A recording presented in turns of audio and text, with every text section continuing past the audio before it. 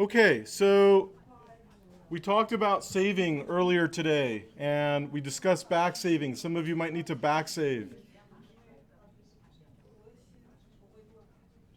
If I can have your attention, please. So we discussed back saving. So I'm going to go ahead and go to the File menu, and I'm going to select Save. I'm going to give this a name. I'm going to call it my heart illustration, and I'm going to pad it. Remember, I do this padding every time I work on it. I change the number. All right, I'm going to go ahead and hit Save.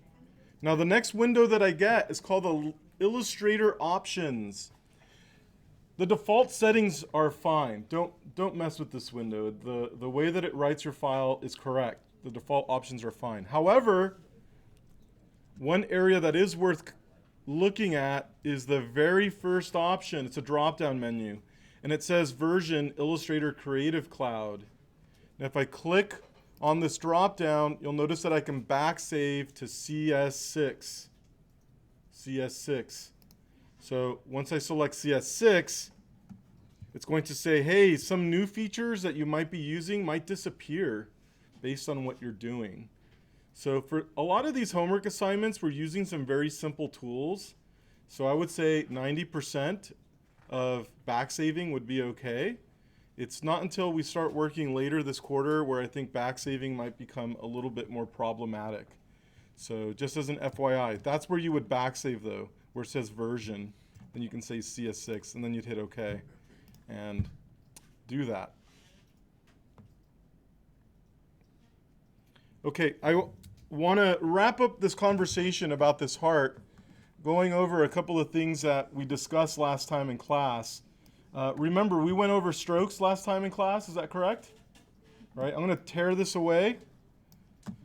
If I want to see the additional options, where do I go? I know there's a lot of other options available to me here in the stroke panel. Where do I go? The 3 lines. What do I call that?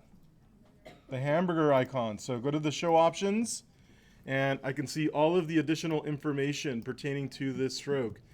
So if I select the line, I can change its weight.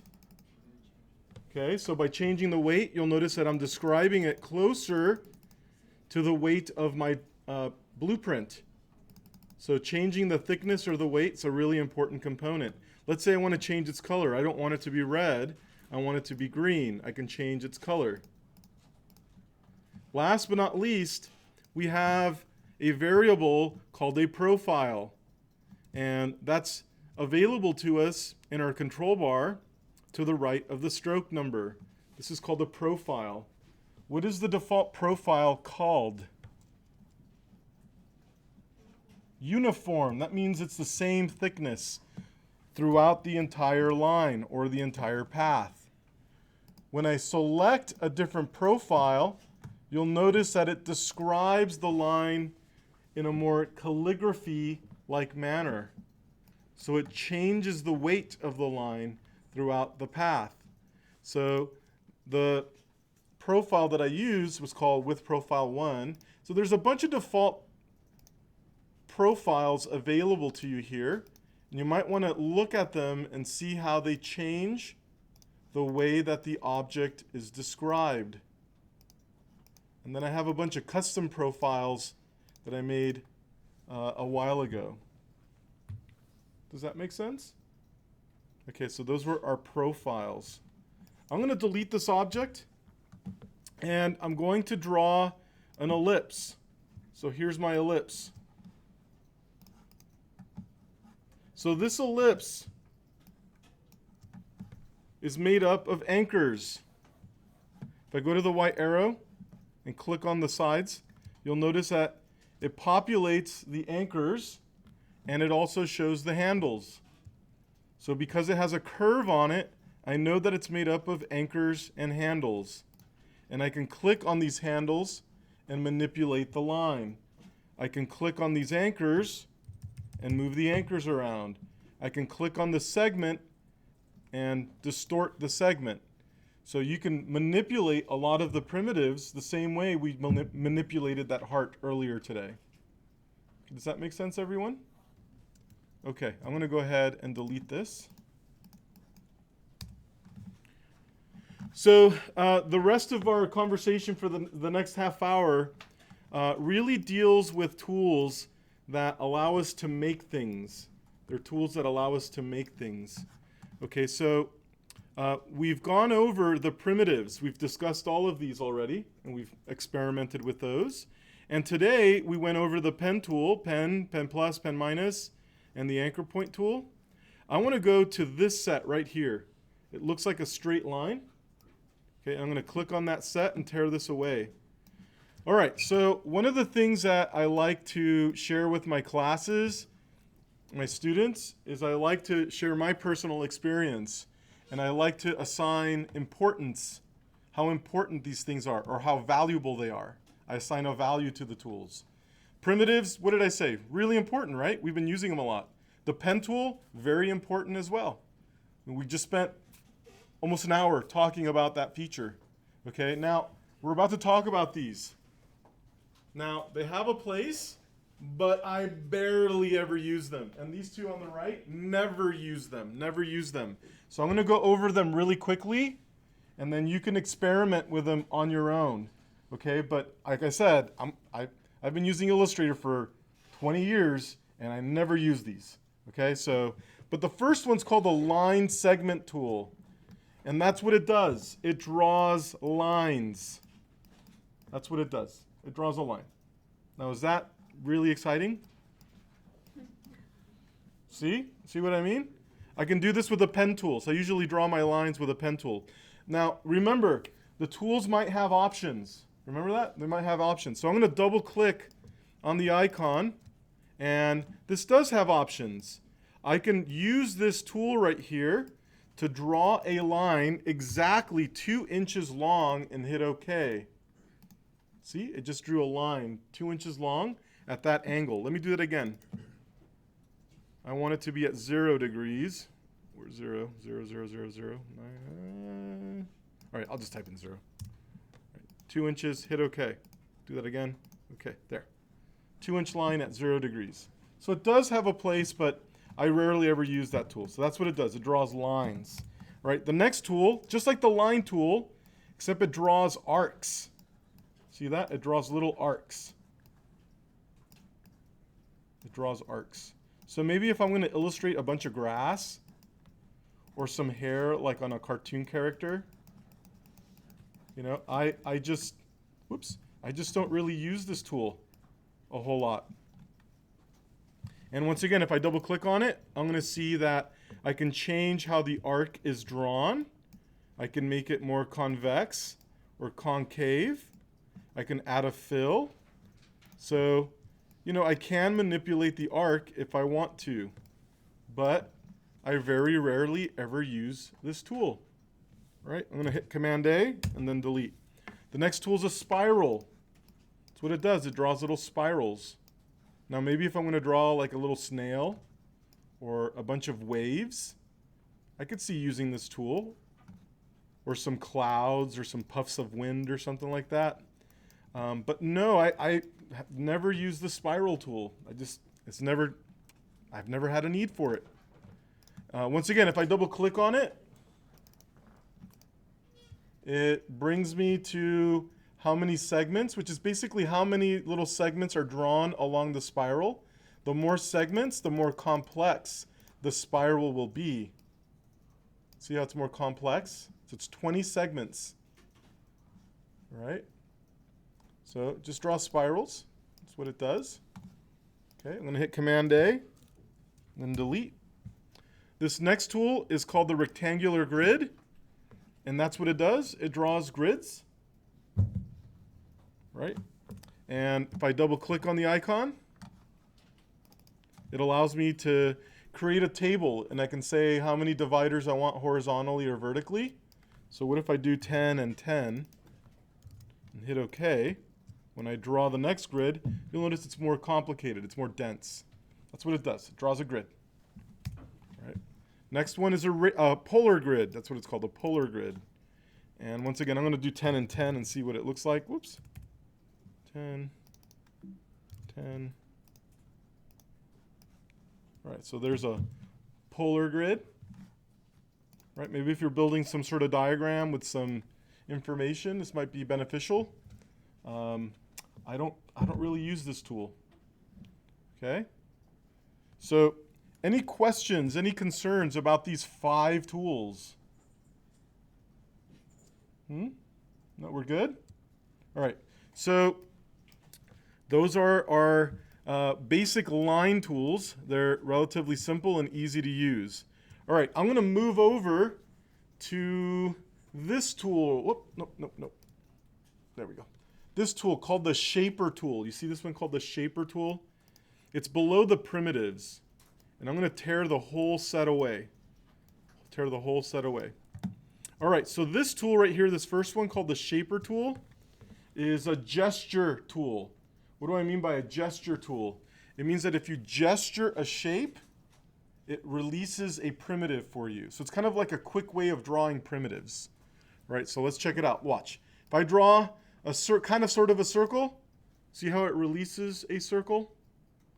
If I kind of sort of draw a square, it releases a square. If I kind of sort of draw a rectangle, it releases a rectangle. If I kind of sort of draw a triangle, it releases a triangle. So it's a really quick way of drawing primitives.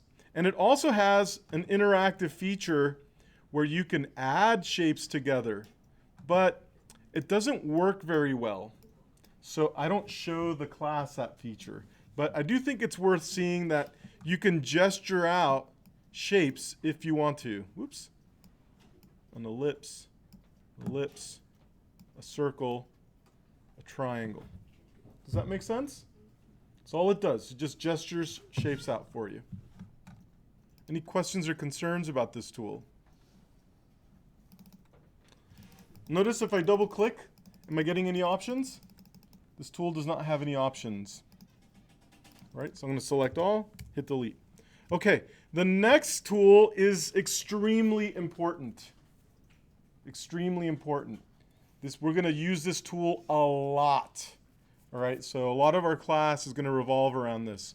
So if a student was to ask me on day 1, they said, Marco, what's the most common drawing tools we're going to use in this class? I would say we're going to work with primitives, we're going to work with the pen tool, and we're going to work with the pencil tool. Those are the 3 most common tools we will use in this class. All right, so the pencil tool basically draws like a pencil does, Okay, so I'm going to click on this red stroke, and you'll notice that if I try to gesture a shape, see how it draws the line for me? Okay, so if I try to draw a little circle, now it doesn't draw a perfect circle, it's actually following my gesture, the way that I'm drawing this, a little bit more accurately. Okay, now if I double click on the pencil tool, you'll notice that I have a slider that says fidelity. And on one side I have accuracy, and on the other side I have smooth. Now, the more smooth it is, the more the software, so look, I put it all the way to the right on smooth, the more the software will try to correct my sort of nervous hand. See how I just took one of my lines and made a straight line out of it? A little squiggle and made a straight line out of it. So it has a tendency to correct how you draw things. It smooths it out. Right, let me double click on that tool again. Now if I go to accurate, it's going to pick up every little nuance of my gesture. So what I have found is that when I draw with this tool, I like the tool to be set either at the center between accurate and smooth, or one step to the right, almost all the way to smooth. And you usually get these really nice, beautiful lines when you draw. Okay, so it's usually here or here. Now, let me hit reset. Let me hit the reset button, okay? When I hit reset, see how all these boxes are checked? That's the default. You don't want the default. You want all of them off. Turn them all off. Okay, now what happens with these features is that it has what's called edit selected paths. So if you have a path that's selected and then you draw a new one, it's going to delete the one that you had and put a new one in its place. And you normally don't want that. So, or you don't want to keep selected. When you finish drawing a line, you want it to let go. So I have found that when you draw with the pencil tool, it's better if all these options are off. Okay? So pencil tool settings, I'm going to take a screen grab of this and I'm going to upload it. Oop. So this is how they should be set, like this. Okay, or 1 to smooth. And so what I'd like you to do is just practice for a minute here, drawing a little face, just gesturing it out with your pencil tool. Whoops. And look, if I make a mistake, what do? I made a mistake. Command Z it. It's only one step, right? So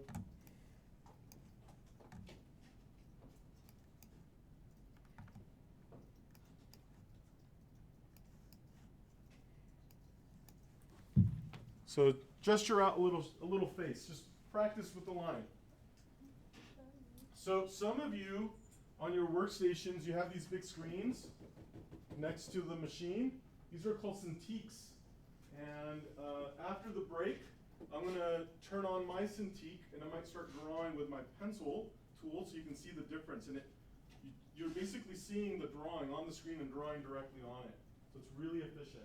So there's about 4 or 5 of these floating around in the room.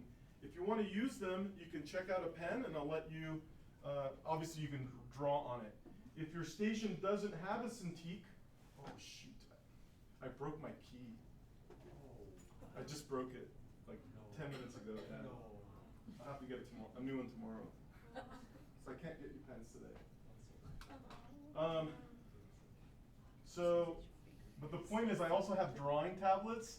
So if you don't have a Cintiq, you can check out a drawing tablet and a pen, you can draw on that. But not today, because I broke my key. Okay, so did you guys practice a little bit? Okay, good. So check this out. This next tool right here, this is called the smooth tool, All right, now I'm going to select this line. See how this line has a little point on it? Has like a pointy end on it. So I'm going to use this smooth tool. I'm going to double click on it and I want it to be very smooth. Very smooth. Right, now what this tool does is it takes points, and see how I'm scribbling? And see how it's leaving kind of like a ghosted line behind? When I let go, see how it tries to smooth out the line? See how it's smoothing out the line? Now, is it doing a really good job? What do you think? Is it doing a good job? It's smoothing it, but do I have a lot of control with what's happening? It's totally random, right? It's random.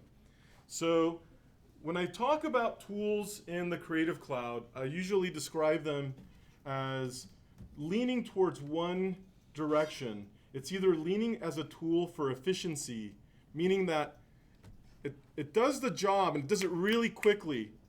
So that's an efficiency tool. Or there are accuracy tools. There are tools that allow me to draw and place things very carefully and meticulously. Usually, the tools that allow me to be meticulous and accurate are slower. So they're not for efficiency. And usually the efficiency tools sacrifices accuracy. And so you have to decide, what type of tool do I want to use? Do I want a tool that does the job really quickly but sacrifices the way that it looks? Or do I want to use a tool that's really accurate but it's going to take me more time?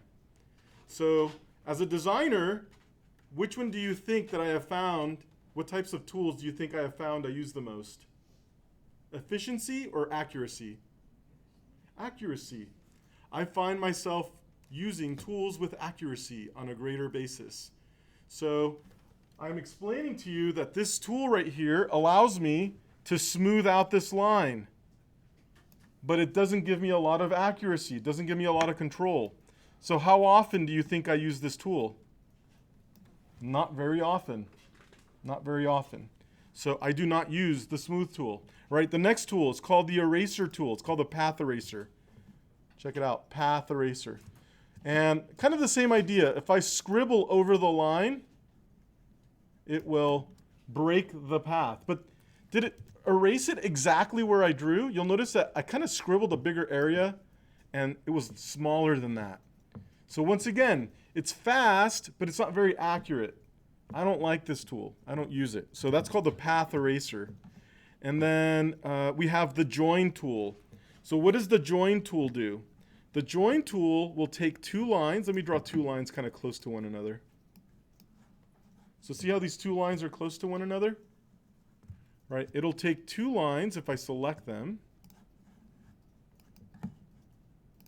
And if I scribble in between them, it'll join them together.